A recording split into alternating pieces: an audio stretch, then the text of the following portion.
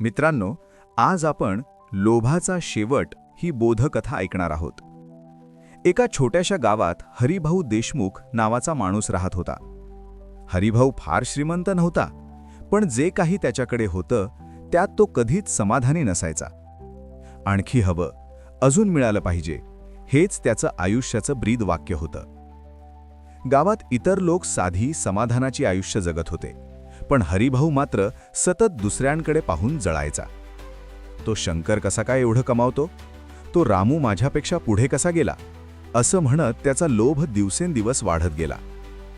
हरिभाऊकडे थोडीशी शेती होती, पीक चांगलं येत होतं, पण त्याला ते कमी वाटायचं. एक दिवस गावात एक व्यापारी आला. तो म्हणाला, जर तुम्ही मला तुमचं धान्य स्वस्तात दिलात तर मी पुढच्या वर्षी दुप्पट पैसे देईन.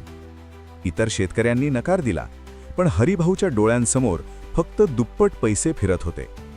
आत्ताच थोडं नुकसान झालं तरी चालेल, पुढे मोठा फायदा होईल, असा विचार करून त्याने धान्य विकून टाकलं.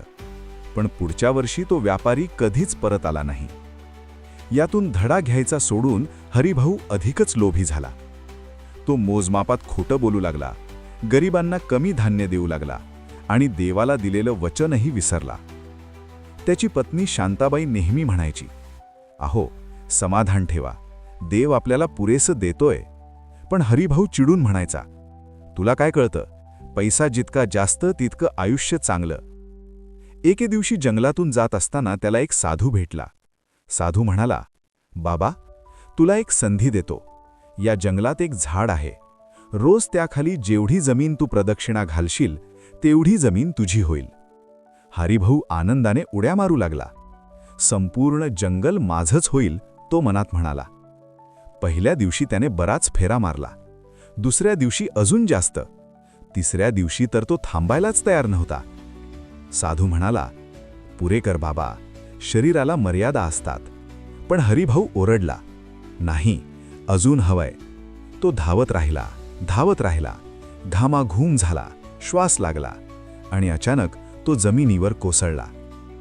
साधू जवळ आला, शांतपणे म्हणाला, आज तुला फक्त 3.5 हात जमीन लागते, पण तुला संपूर्ण जंगल हवं होतं. हरिभाऊचा तिथेच अंत झाला. त्याच्या मृत्यूनंतर गावकऱ्यांनी एकच गोष्ट शिकली, लोभ माणसाला आंधळ करतो, समाधान माणसाला सुखी करतं. लोभ कधीच संपत नाही. जे आहे त्यात समाधान ठेवलं तरच सुख मिळतं. पैसा उपयोगी आहे, पण त्याचा गुलाम झालो तर आयुष्य उद्ध्वस्त होतं. गरज आणि हव्यास यात फरक समजणं फार महत्त्वाचं आहे.